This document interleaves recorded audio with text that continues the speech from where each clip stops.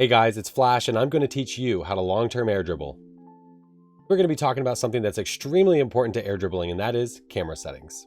As you can see here, these are our default camera settings. This is what Rocket League gives you. We're going to change some things. The first thing we're going to do is we're going to turn off camera shake. It's a screen shake effect. It's more of an aesthetic. It's not going to be helping us with our air dribbling. Once we're done with that, we're coming down to our next settings. These are all preference, but I'm going to give you a good starting off point. So first, field of view, I would go ahead and crank this up all the way to 110. We come down to our distance. I would start with our air dribbling settings right here at 190. That's going to seem extremely close compared to what you've seen other clips and other plays, but for air dribbling, it is so helpful. Once you do that, you want to come down to your height. Go ahead and drop that down to 50. Angle, I would start at -8. For stiffness, I do a 1.0 stiffness. For swivel speed and transition speed, again, these are personal preference. They don't matter that much, but I like to keep my swivel speed around 4.5 and my transition speed I keep around 1.7. In part 1, we covered camera settings, so now let's move on to our control settings and our bindings. The first thing that we're going to look at is our bindings. The only thing that I really changed from default for air dribbling was my air roll, and I moved that to my LB to make it a lot easier for me to roll around the ball.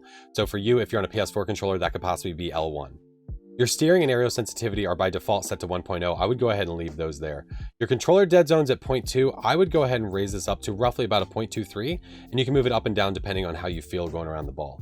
Dodge dead zone does not matter that much, but I have mine set to 0.75. The last thing to worry about inside your control settings is your controller vibration, and I would disable that. You don't want the controller vibrating whenever you're trying to air dribble. These other settings don't matter as much whenever you're doing air dribbles on controller, so we won't have to worry about those at all. In parts 1 and 2, we covered camera settings and control settings, so now let's move on to choosing a car. Choosing the right car for long-term air dribbling is extremely important, and you want to make sure that you get that right. While there are 6 different hitboxes in the game, for long-term air dribbles, your flatter cars are going to have an easier time. The best hands down to do this type of air dribbling with is the breakout. The breakout is a flat car and the nose is perfect for air dribbles. It's very realistic to the hitbox and makes it a lot easier for you to predict where to hit the ball to keep it in the air. If you've seen my air dribbling with every car series, you know that it is possible to do long-term air dribbling with every single car. It's just a lot easier with some more than others. And we want to keep things as simple as possible for you. Stick with the breakout. We've gone through our settings, so now it's time to get into the setup. When I say the setup, I'm referring to how you get the ball into the air to start your dribble. There's good ways and bad ways of doing this, so let's get started. You want to take the ball to the wall without using boost. Doing this is going to help you stay away from the ceiling whenever we start our dribble. As you approach the sidewall, you want to leave a little space between you and the ball to allow the ball to get above the curve. Once you get above that curve, you want to tap the ball into the air. Almost immediately after you tap the ball, you want to single jump off the wall and air roll to get ready for the dribble.